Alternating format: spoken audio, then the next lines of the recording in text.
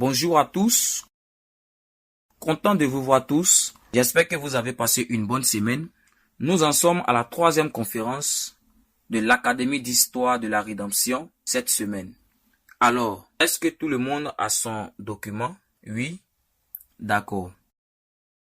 Le sujet d'aujourd'hui est donc la vie d'Enoch. Nous allons donc étudier la vie d'Enoch et pourquoi il est spécial. Ainsi, Enoch était le descendant d'Adam, de la 7e génération. Nous étudions toujours la généalogie dans Genèse 5. Enoch était le 7e de cette généalogie. Et il y a au total 10 noms là-bas, n'est-ce pas? Adam jusqu'à Noé, 10 générations. Et Enoch était la 7e. Le nom Enoch en hébreu est Hanouk et signifie dédié ou offert ou initié ou enseignant. Voilà donc les significations du nom Enoch ou Hanouk.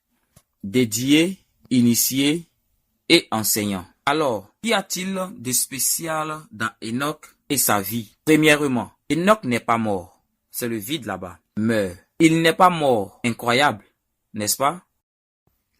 Ainsi, dans Genèse 5, 8 fois la parole est morte et il est mort. Il apparaît 8 fois. Adam est mort. Seth est mort. Enoch est mort. Ils sont tous morts sauf Enoch. Ainsi, dans les versets 5, 8, 11, 14, 17, 20, 27, tout dit qu'ils sont morts. Pourtant, concernant Enoch, nous venons de lire dans Genèse 5, 24. Il est simplement dit qu'il n'était pas pour que Dieu le prenne. Donc, à partir de là, c'est un peu difficile à comprendre. Je veux dire, il ne l'était pas parce que Dieu l'avait pris. Qu'est-ce que cela signifie? Exact. Mais, si vous regardez Hébreux chapitre 11, versets 5 et 6, c'est un peu plus clair. Il est dit que c'est par la foi qu'Enoch fut enlevé, afin qu'il ne voie pas la mort. Exact. Il n'a pas vu la mort et il n'a pas été trouvé parce que Dieu l'a pris. Il obtint le témoignage qu'avant d'être enlevé, il plaisait à Dieu. Et sans la foi, il est impossible de lui plaire. Car celui qui vient à Dieu doit croire qu'il existe et qu'il récompense ceux qui le cherchent. Vous voyez cela? Hébreux 11 nous explique donc clairement que lorsqu'il est dit que Dieu l'a pris, cela signifie qu'Enoch n'a pas vu la mort, mais il est simplement monté au ciel, sans mourir. Alors comment Enoch a-t-il fait cela? Comment a-t-il pu ne pas voir la mort? D'après le texte que nous lisons dans Genèse 5, 21 à 24, la clé de la transfiguration d'Enoch, nous connaissons tous ce mot, n'est-ce pas? Sans mourir. Donc, chez Enoch, la clé de la transfiguration d'Enoch réside dans le fait qu'il a marché avec Dieu pendant 300 ans. D'accord? Il a marché avec Dieu pendant 300 ans. Alors, que signifie marcher avec Dieu? Qu'est-ce que cela signifie? Dieu est esprit, n'est-ce pas? Dieu n'a pas de corps. Alors, comment marcher avec lui? Qu'est-ce que cela signifie selon le livre Genèse, généalogie? Marcher avec Dieu signifie suivre en se soumettant. Le vide ici étant la soumission de sa propre volonté à celle de la personne qui dirige. Cela signifie donc que vous abandonnez votre volonté et suivez la volonté de Dieu. C'est marcher avec Dieu. Et Enoch a marché de cette façon avec Dieu pendant 300 ans. Pas seulement quelques jours, n'est-ce pas? Pas quelques semaines, ni même quelques années, mais 300 ans. La partie la plus impressionnante de la vie d'Enoch est donc cette marche prolongée avec Dieu. Parce qu'on peut marcher avec lui pendant un moment. Tu sais, quand on se sent bien, quand on n'a rien d'autre à faire, ou quelque chose comme ça, n'est-ce pas? Mais Enoch a marché avec Dieu pendant 300 ans et la Bible dit qu'il a eu d'autres fils et filles. Donc, non seulement il avait Mathusalem, mais il avait beaucoup d'autres fils et filles. Ce qui signifie qu'il menait une vie régulière. comme tout le monde, se mariait, avait des enfants, avait probablement un travail ou quelque chose qu'il cultivait. Je ne sais pas ce qu'il faisait, mais il faisait toutes ces choses que tout le monde. Et tout en faisant tout cela, il a marché avec Dieu pendant 300 ans.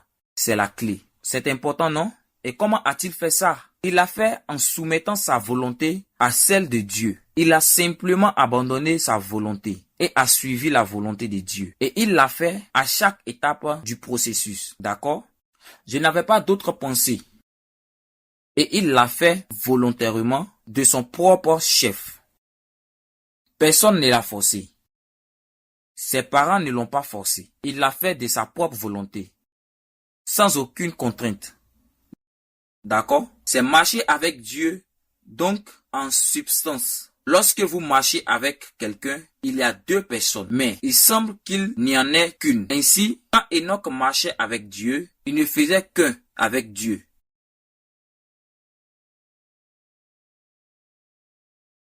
Donc pour marcher avec Dieu, nous devons avoir 4 choses en accord avec Dieu.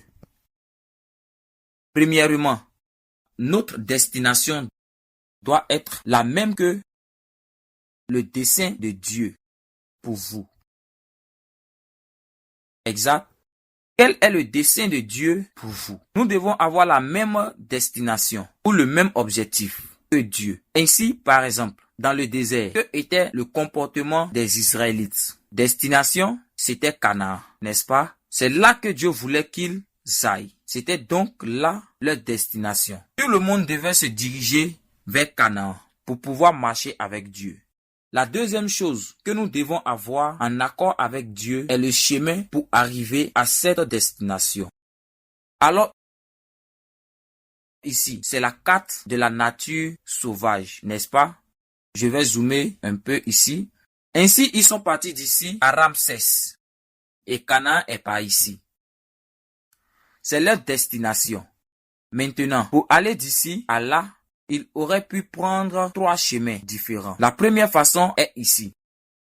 Il pourrait descendre par ici et par là. C'était la première façon. Mais Dieu ne l'a pas non plus pris ainsi.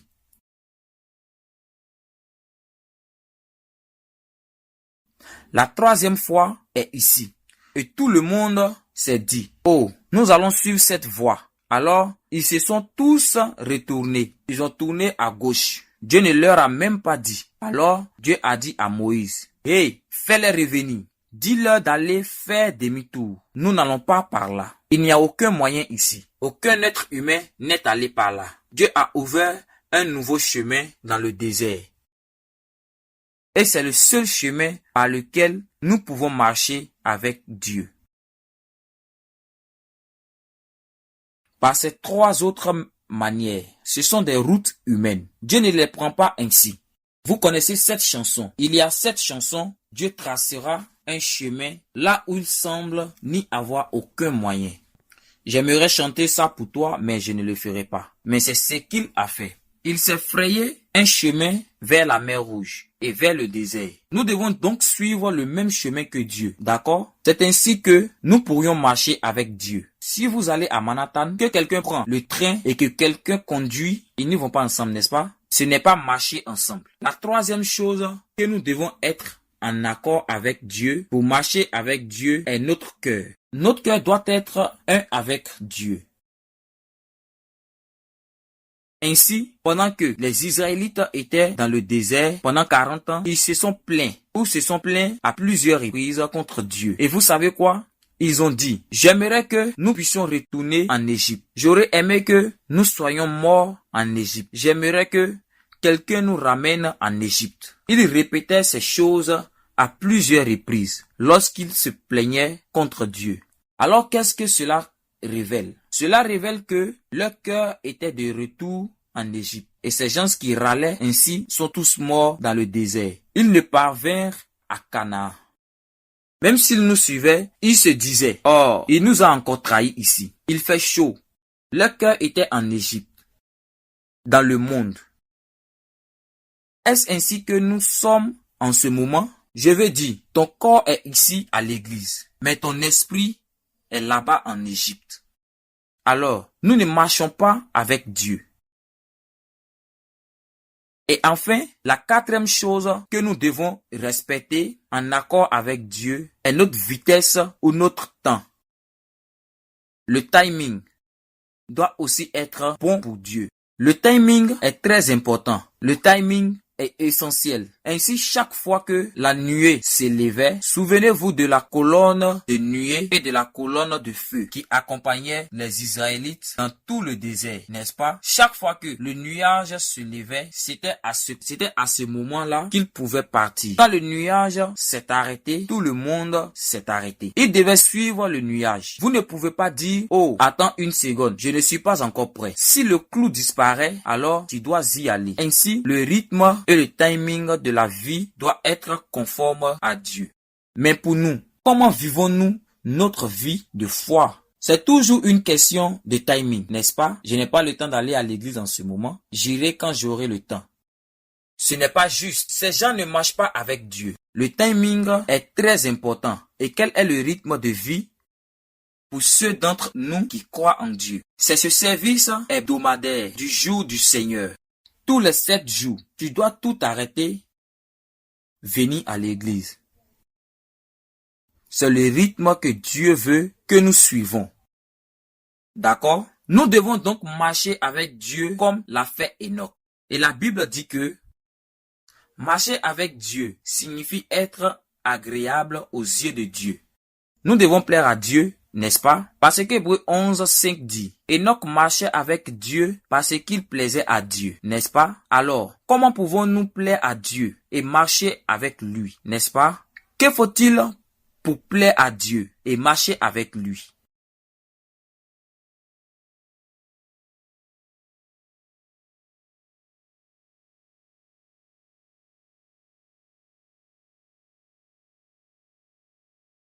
Numéro 1 est la foi. D'accord? Ce premier lien est la foi. Dans Hébreux chapitre 11, verset 6, il est dit, sans la foi, il est impossible de plaire à Dieu. Si vous n'avez pas la foi, vous ne pouvez pas plaire à Dieu. Deuxièmement, que faut-il pour plaire à Dieu et marcher avec lui? Le numéro 2 est l'endurance. Rappelez-vous, quelle a été la chose la plus importante ou plus impressionnante dans la marche d'Enoch? C'est qu'il a marché avec Dieu 300 ans. Nous avons donc besoin d'endurance. Ainsi, par exemple, dans Hébreux chapitre 10, verset 36, il est dit, car vous avez besoin d'endurance afin que, lorsque vous aurez fait la volonté de Dieu, vous recevez ce qui a été promis. Et puis, au verset 38, il est dit, mais mon juste vivra par la foi. Et s'il recule, mon âme n'aura aucun plaisir en lui. Vous ne pouvez pas plaire à Dieu si vous reculez. Que signifie reculer? Cela signifie que vous partez, vivez une vie de foi. Et tout d'un coup, oh, je suis tout simplement trop fatigué. Je ne peux pas faire ça. Il retourne dans le monde. Si vous êtes comme ça, Dieu n'est pas content. Vous ne pouvez pas marcher avec Dieu comme ça. Nous devons faire preuve d'endurance. Donc, marcher avec Dieu signifie plaire à Dieu. Ce vide agréable. Donc, marcher avec Dieu équivaut à plaire à Dieu. D'accord? Je vais donc vous poser une question. Selon vous, quel est le principal obstacle à la satisfaction de Dieu? Et c'est dans Romains chapitre 8, verset 8, il est dit que ceux qui sont dans la chair ne peuvent pas plaire à Dieu. Ainsi, le seul obstacle majeur pour plaire à Dieu et marcher avec Dieu est notre chair. Si vous vivez selon la chair, vous ne pouvez pas marcher avec Dieu. Si vous êtes dans la chair, vous ne pouvez pas plaire à Dieu. Alors, regardons certains de ces versets. Romains chapitre 8, verset 6 à 7 dit, car l'esprit fixé sur la chair, c'est la mort. Mais l'esprit tourné vers l'esprit, c'est la vie et la paix. Si vous voulez la paix dans votre vie, concentrez-vous sur l'esprit de Dieu, n'est-ce pas? Parce que l'esprit tourné vers la chair est ce qui est hostile à Dieu. Cela signifie que vous devenez l'ennemi de Dieu. Car ils ne se soumettent pas à la loi de Dieu, puisqu'il n'en est même pas capable. Ainsi, les gens qui vivent selon la chair sont devenus les ennemis de Dieu. Ils ne savent pas quelle est la volonté de Dieu. Ils s'en fichent, ils vivent fondamentalement la mort en ce moment. Donc, vous ne pouvez pas marcher avec Dieu ainsi. Dans Galates chapitre 5, versets 16 et 17 dit, « Mais je dis, marchez par l'esprit et vous n'accomplirez pas le désir de la chair, car la chair oppose son désir à l'esprit. Lui et l'esprit contre la chair, car ceux-ci sont en opposition l'un avec l'autre, afin que vous ne puissiez pas faire les choses qui vous plaisent. » Voyez que nous devons marcher selon l'esprit pour pouvoir marcher avec Dieu. Parce que Dieu est esprit. Ainsi, dans Galates 5, 24, il est dit, « Maintenant que ceux qui appartiennent à Christ Jésus ont crucifié la chair avec ses passions et ses désirs. » Cela signifie donc qu'en marchant avec Dieu pendant 300 ans, Enoch a constamment et systématiquement mis sa chair à mort. C'est ainsi qu'il a pu marcher avec Dieu. Alors rappelez-vous que dans ce verset, il est dit que l'esprit et la chair sont, vous savez, en opposition l'un avec l'autre. Eh bien, c'est la cause de l'automne. Parce que lorsque Dieu a créé Adam pour la première fois, l'ordre originel de la création était que l'esprit régnerait sur l'âme et l'âme régnera sur le corps. Mais maintenant, à cause de la chair, la situation est, vous savez, chamboulé. Le corps et l'esprit se battent l'un contre l'autre. Eh bien, Enoch a retrouvé cet ordre originel dans sa vie. C'est ainsi qu'il put marcher avec Dieu. Il était capable de régner sur la chair, sur son corps. C'est ce qui lui permit de marcher avec Dieu. C'est ce que nous voulons faire, n'est-ce pas? Amen. Voulez-vous marcher avec Dieu? Sinon, je pourrais simplement terminer le sermon ici et nous pourrions rentrer à la maison. Mais nous voulons marcher avec Dieu, n'est-ce pas? Je l'espère. Alors, comment pouvons-nous marcher avec Dieu? Comment pouvons-nous mettre notre chair à mort et marcher avec Dieu? Ainsi, l'époque de l'Ancien Testament, le culte impliquait toujours un sacrifice. Qu'est-ce qu'un sacrifice? C'est là que tu amènes un animal et que tu tues. Vous prenez son sang et vous l'offrez sur l'autel. Vous le coupez et vous le brûlez sur l'autel. C'était le culte. Mais aujourd'hui, nous ne faisons pas ça, n'est-ce pas? À l'époque du Nouveau Testament, notre culte est le même. Le même rituel est le même. Le rituel a changé, la forme a changé, mais l'esprit du culte est le même. Alors, quel est cet esprit? Dans Romains chapitre 12, verset 1, il est dit, « C'est pourquoi je vous exhorte, frères, par les compassions de Dieu, à offrir vos corps comme un sacrifice vivant et saint, agréable à Dieu, qui est votre service spirituel d'adoration. » Ainsi, l'adoration est la clé pour mettre notre chair à mort. Qu'est-ce que l'adoration? L'adoration, c'est se donner en sacrifice vivant. L'adoration est l'endroit où nous mettons notre chair à mort. Culte, c'est cela la réponse. À l'époque de l'Ancien Testament, ils vous l'ont montré par une action symbolique, n'est-ce pas? En tuant l'animal. Et quand tu vois ça, tu te dis, oh, waouh! D'accord? Alors, je dois mourir comme ça. C'est comme une aide visuelle, n'est-ce pas? Mais, maintenant, nous procédons différemment ici. Mais c'est la même chose. Quand nous venons adorer, vous mettez la chair à mort. Vous tuez cette bête qui est en vous, en ce moment. Et c'est ainsi que vous pourriez marcher avec Dieu. Donc, la lignée de Seth, cette généalogie dans Genèse 5 est appelée la lignée de Seth, n'est-ce pas? La lignée de Seth nous révèle ce mode de vie de culte. Ils vivent un style de vie de culte. Ainsi, dans Genèse chapitre 4, verset 26, il est dit, Seth, que lui aussi, un fils lui est né, et qu'il s'appelle Enoch. Seth avait Enoch. Les hommes commençaient alors à invoquer le nom du Seigneur. Qu'est-ce que cela signifie? Puis, les hommes commencèrent à invoquer le nom du Seigneur. Ainsi, après la naissance d'Enoch, les gens ont commencé à invoquer le nom du Seigneur. Donc, cette expression « invoquer le nom du Seigneur », c'est un idiome spécial en hébreu. Donc, littéralement, cela signifie essentiellement qu'il avait des services de culte public réguliers à partir de cette époque indiquée. Invoquer le nom de Dieu signifie avoir une relation intime avec Dieu, n'est-ce pas? Si nous ne pouvions pas appeler quelqu'un par son nom, cela signifie que vous êtes assez proche. Ainsi, à l'époque d'Enoch, ils ont commencé à entretenir cette relation intime avec Dieu en organisant des services réguliers. Comme ça, en ce moment, les gens se rassemblent pour avoir des services chaque semaine. Avant cela, c'était comme un service individuel ou un service familial uniquement. Mais maintenant, depuis l'époque d'Enoch, ils commencent à se rassembler et à avoir un service public régulier. Pourquoi est-ce arrivé à ce moment précis? La réponse à cette question est trouvée dans le nom d'Enoch. Le nom d'Enoch que son père Seth a donné contient la foi de Seth, sa confession de foi. Que veut dire Enoch? Cela signifie l'homme ou la fragilité mortelle.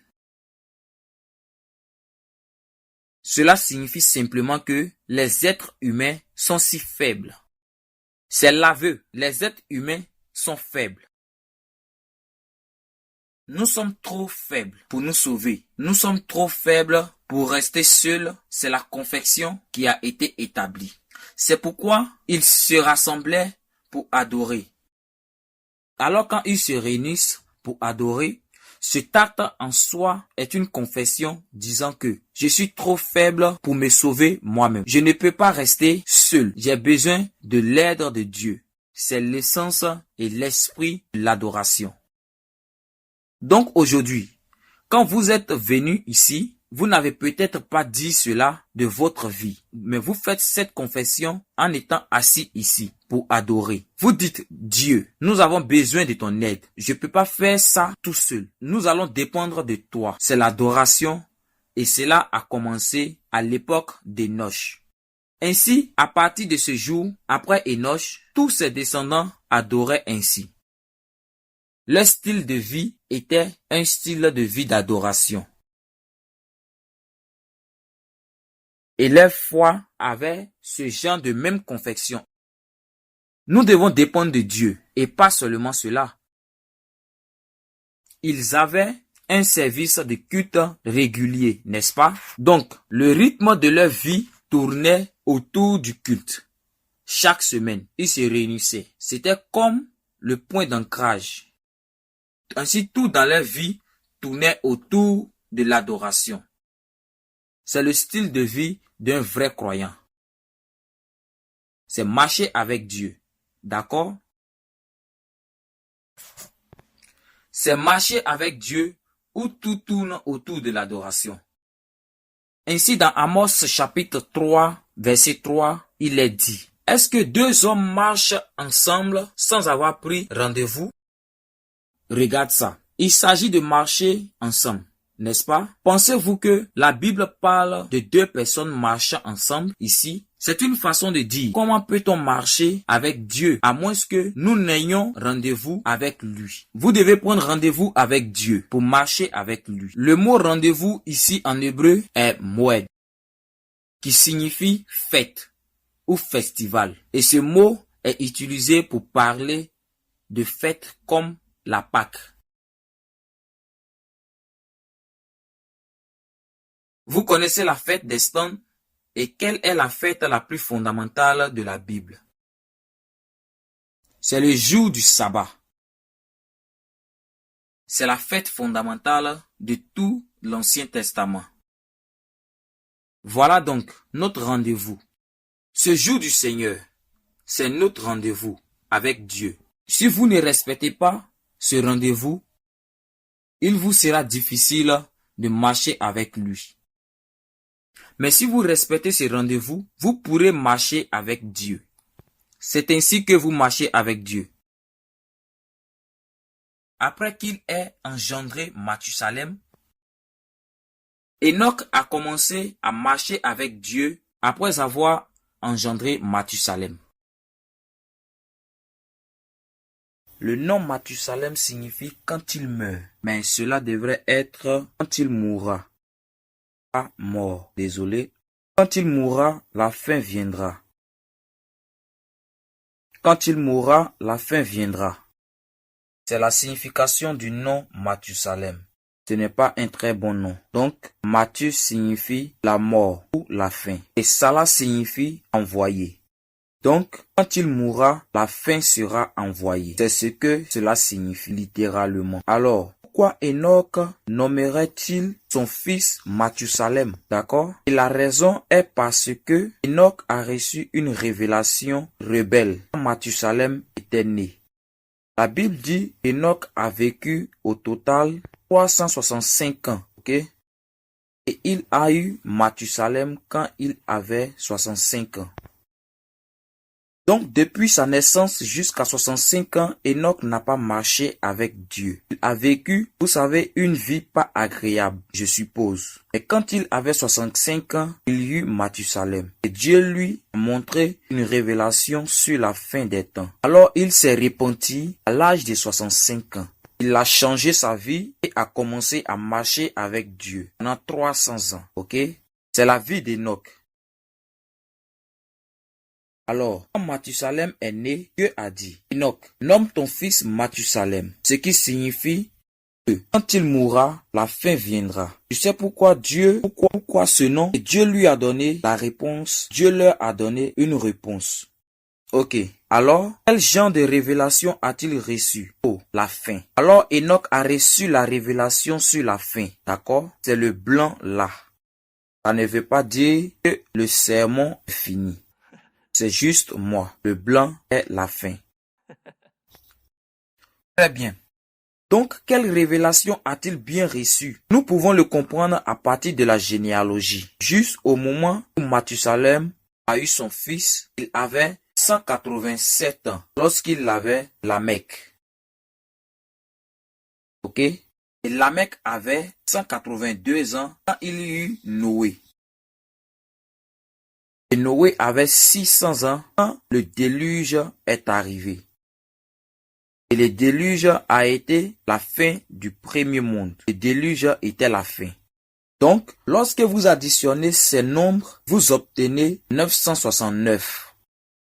Et selon Genèse chapitre 5, verset 27, Mathusalem est mort quand il avait 969 ans. C'est la personne la plus ancienne de la Bible. N'est-ce pas? Mathusalem, il a vécu 969 ans. Pensez-vous que c'était une coïncidence? L'année où il est mort, l'inondation s'est produite. Ce n'est pas juste. Nous pourrions le dire à partir de la signification de son nom. Quand il mourra, la fin viendra. Et tout comme la signification de son nom, quand il est mort, le déluge est arrivé. Donc, non seulement dans l'année, mais si vous regardez le jour, oui. Parce que si vous regardez ce livre intitulé, je pense que vous pourriez même acheter sur Amazon, nous dit aujourd'hui quand Mathusalem est mort, d'accord? Donc, dans la 600e année de Noé, d'accord? Quand Noé avait 600 ans, Mathusalem est mort. Mais quel jour du deuxième mois? Le 10e jour. C'est à ce moment-là que Mathusalem est mort. Il y a le deuxième. Le blanc ici dit que Mathusalem est mort et Noé, 600e année, le 10e jour du deuxième mois est le déluge. Quand est-ce que l'inondation est arrivée? L'inondation a commencé le deuxième mois, le même mois, le 17e jour. D'accord? Donc, Mathusalem est mort le deuxième jour. Le déluge a commencé le 17e jour, juste une semaine avant la mort de Mathusalem. Mais, si vous lisez Genèse chapitre 7, que s'est-il passé une semaine avant le déluge? Dieu a dit à Noé d'entrer dans l'arche. Dieu a dit à Noé d'emballer tout dans l'arche. Parce que dans une semaine, je vais envoyer le déluge. Alors, Mathusalem est mort. Alors, Dieu a dit à Noé d'entrer dans l'arche. Et 7 jours plus tard, le déluge a commencé. Donc cela s'est produit exactement comme le sens de son nom. Quand il mourra, la fin viendra. Ce qui s'est passé donc, c'est la révélation que Enoch reçut à la naissance de Mathusalem. Dieu dit, quand il mourra, ce monde prendra fin. Le jugement viendra. Et à partir de ce jour, Enoch avait si peur parce que Dieu lui a montré le jugement, que la crainte de Dieu a pris le dessus et il a commencé à marcher avec Dieu. Il a mis de côté tous les péchés de ce monde et il s'est repenti. Il a changé sa vie et il commença à marcher avec Dieu, comme le dit Genèse 7:11. Dans le 600e année de la vie de Noé, au 2e mois, du 7e jour du mois, le même jour, toutes les fontaines du grand abîme s'ouvrirent en grand et les écluses des cieux furent ouvertes. Voyez, le 7e jour du 2e mois, le déluge a commencé. 7 jours avant cela, Mathusalem est mort. Ainsi, après avoir reçu cette révélation concernant la fin, Enoch s'est repenti à 65 ans et il a vécu avec une conscience de la fin des temps. Qu'est-ce que ça veut dire? La fin des temps, la conscience. Cela signifie qu'il a vécu sa vie en vue de la fin. Il a vécu en pensant que la fin viendrait bientôt. Et ce qui vient avec le jugement final. Alors, il a vécu avec l'idée que le jugement va bientôt arriver. Donc, je dois être prêt. C'est la conscience de la fin des temps. Donc, dans Jude 14 et 15, c'est le seul verset où il est enregistré tout ce qu'Enoch a dit que nous ne savons pas. Ce qu'Enoch a dit, mais il a dit que c'était la seule fois où il enregistrait ce qu'Enoch a dit. Il a dit que c'était aussi à propos de ces hommes qu'Enoch, dans la 7e génération de Adam, a prophétisé en disant: voici, le Seigneur est venu avec plusieurs milliers de ses saints, ceux qui doivent exécuter le jugement sur tout et convaincre tous les impies de leur impie, les actes qu'ils ont commis de manière impie et toutes les choses dures qu'ils ont commises. De quoi Enoch a-t-il parlé? Jugement, qui était le sujet principal de son sermon. Jugement, Christ viendra et il jugera l'impie. De 2 choses. Sur quoi va-t-il juger ces impies? 2 choses sont justes. Leurs actes, ce qui signifie leurs actions et leurs paroles. Ce que vous dites, cela est vrai même aujourd'hui et le sera jusqu'au retour du Christ. Cela signifie que nous devons faire attention à ce que nous disons et à ce que nous faisons. Nous serons jugés sur nos actions et nos paroles. Nous devons donc vivre une vie pieuse. Enoch, après avoir vu cette révélation, a changé sa vie. Ce que la vie d'Enoch nous enseigne, c'est que c'est le genre de pensée que la conscience de la fin des temps. C'est ce dont nous avons besoin pour marcher avec Dieu. La Bible dit clairement que les gens vont mourir une fois et après quoi, le jugement. Nous devons donc tous faire face à ce jugement. Nous devons tous nous tenir devant le trône de jugement de Dieu. Sommes-nous prêts pour cela? Nous devons donc nous repentir. D'accord? C'est l'état d'esprit que nous devons avoir pour marcher avec Dieu. Que la fin viendra dans ma vie. Que ce soit vrai ou non, cela n'a pas d'importance. Cela dépend de Dieu. Mais nous devons vivre en pensant que la fin viendra et que le jugement viendra dans ma vie. Et nous devons être prêts pour cela. C'est ainsi que nous pourrions être préparés à marcher avec Dieu. Et enfin, numéro 4. Alors, quelle leçon nous enseigne l'ascension d'Enoch? L'ascension, c'est monter au ciel, n'est-ce pas? Quelle leçon son ascension nous enseigne-t-elle? Donc, pour comprendre cela, nous devons d'abord faire un petit calcul. Donc, Adam était le premier homme, n'est-ce pas? Il a vécu 930 ans. Alors disons que lorsque Dieu a créé Adam, c'était la première année. Quand Dieu a créé Adam, c'était la première année. nous allons commencer à compter à partir de là. Donc, Adam est mort en 930, n'est-ce pas?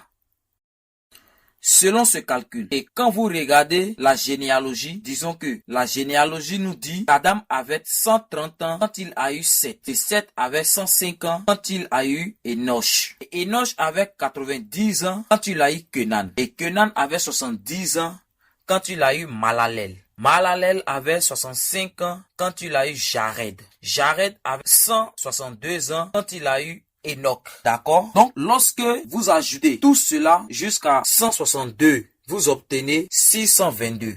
Cela signifie donc Enoch est né quand Adam avait 622 ans. Enoch est né en 622.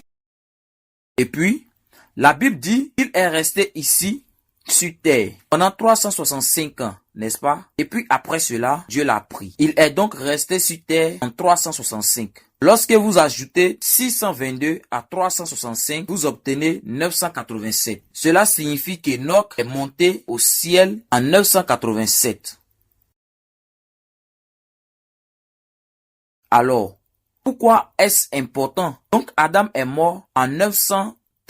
Enoch monte à 987. Adam meurt ici. Adam fut la toute première personne à mourir dans cette généalogie. La première personne à mourir de mort naturelle. Il fut le premier à partir. Et puis la deuxième personne était Enoch. Et puis le numéro 3 est Seth. Seth meurt en 1042. Dieu a donc établi cet ordre. Les gens ne peuvent pas choisir quand ils quitteront ce monde, n'est-ce pas? Adam est mort, le premier. Puis Dieu a pris Enoch en second. Dieu est le seul à savoir pourquoi il a emmené Enoch en ce moment-là. Alors, pourquoi comme ça? Cela nous enseigne une leçon importante. Dieu a pris Adam en premier. Il est mort de mort naturelle. Pour nous montrer que le salaire du péché est la mort. Si vous péchez, vous mourrez. Mais ensuite, la deuxième personne à partir fut Enoch. Et Dieu a pris Enoch en deuxième position. Pour nous montrer que le plan original que Dieu avait prévu pour nous n'est pas la mort, mais la vie éternelle. Vivre éternellement. La transfiguration comme Enoch. Mais parce qu'Adam a péché, la mort est venue dans le monde. Mais à travers Enoch, Dieu nous montre que vous avez encore de l'espoir. Si vous croyez comme Enoch, si vous pouvez marcher avec Dieu comme Enoch, alors nous pourrions recevoir, et pas seulement cela. Nous avons appris la dernière fois qu'Adam s'est repenti, n'est-ce pas? Et il croyait en l'évangile. Donc si Adam s'est repenti et a cru en l'évangile, cela signifie qu'il a été sauvé. Alors, qu'est-ce que cela signifie? Adam a également reçu la vie éternelle, n'est-ce pas? Sauvé. Alors, qu'est-ce que cela nous apprend? Cela nous enseigne qu'il existe deux chemins vers la vie éternelle. Quelles sont ces deux manières? Résurrection, Adam est mort. Mais s'il est sauvé, il ressuscitera. Et la deuxième voie est la transfiguration. Enoch n'est pas mort, mais il a été transfiguré. Voilà donc les deux voies menant à la vie éternelle, à la résurrection et à la transfiguration. Adam nous montre la résurrection. Enoch nous montre la transfiguration. Donc, dans 1 Corinthiens 15, 26, qui se trouve sur votre feuille, il est dit que le dernier ennemi qui sera aboli est la mort. Également, dans Apocalypse 21, 4, il est dit qu'il essuiera toute l'âme de leurs yeux et qu'il n'y aura plus de mort. Regarde ça. Il viendra un moment où il n'y aura plus de mort à la fin des temps. Lorsque Christ reviendra, la mort n'existera plus. Alors, quelle est la conclusion? Oh, avant d'en arriver là, Romains chapitre 6, verset 23, résume tout cela. Car le salaire du péché, c'est la mort. C'est ce que nous montre la vie d'Adam. Mais le don gratuit de Dieu, c'est la vie éternelle en Jésus-Christ, notre Seigneur. La vie d'Enoch nous le montre. Alors, quelle est la conclusion? La transfiguration est une bénédiction réservée aux saints vivants au retour du Christ. C'est le regard vide. Les saints vivants au retour du Christ. Ainsi, la vie d'Enoch est une préfiguration de ce genre de bénédiction que les vrais croyants recevront s'ils sont en vie au retour du Christ. Ainsi, selon 1 Thessaloniciens chapitre 4, versets 16 et 17, il est dit que le Seigneur lui-même descendra du ciel avec un cri, avec la voix de l'archange et avec la trompette de Dieu et les morts. Et Christ ressuscitera d'abord comme Adam. Alors, nous qui sommes vivants et restants seront enlevés avec eux dans les nuées pour rencontrer le Seigneur dans les airs. Ainsi, nous serons toujours avec le Seigneur. Voyez, c'est comme Enoch. C'est donc ce que la vie d'Enoch nous enseigne. Pour les saints qui sont toujours vivants, quand le Christ reviendra, Jésus ne dira pas « Meurs pour que je puisse te ressusciter ». Non, il nous prendra juste la transfiguration. C'est la bénédiction qu'Enoch et Élie ont reçue dans l'Ancien Testament. Alors, croyons comme ça. Croyons que Christ reviendra de nos vivants. Et comme j'ai dit, que cela arrive ou non, cela dépend de Dieu. Ce n'est pas à nous de décider. Mais si nous croyons ainsi, nous pourrions marcher avec Dieu comme Enoch l'a fait. C'est la bénédiction que nous voulons recevoir. Alors, croyons que le retour du Christ est proche. Et cela se produira de mon vivant. Et croyons comme ça. Vivre ainsi pour pouvoir marcher avec Dieu comme Enoch l'a fait. Amen. Nous allons prier. Père Céleste, merci beaucoup pour cette parole que tu nous as donnée. Cette parole de transfiguration. Dieu notre Père, aide-nous à croire comme Enoch l'a fait. Quand le Christ reviendra de mon vivant, afin que nous puissions marcher avec toi pour le reste de notre vie. Dieu, je prie pour que tu fasses d'aujourd'hui le jour où Mathusalem est né, le jour où Enoch s'est repenti et le jour où il a commencé à vivre avec une conscience de la fin des temps. Dieu, je prie pour que tu nous permettes de commencer cette journée et de commencer cette marche à partir d'aujourd'hui, afin que nous puissions marcher avec toi et que nos vies soient agréables à tes yeux. Aide-nous à mettre notre chair à mort en vivant une vie centrée sur l'adoration, afin que les rythmes et le timing de notre vie tournent tout autour de toi. Seigneur, nous te remercions beaucoup pour l'opportunité de t'adorer, de recevoir cette parole et de pouvoir rencontrer notre Seigneur Jésus-Christ. Nous te donnons toute gloire et nous te remercions, Seigneur. Et maintenant,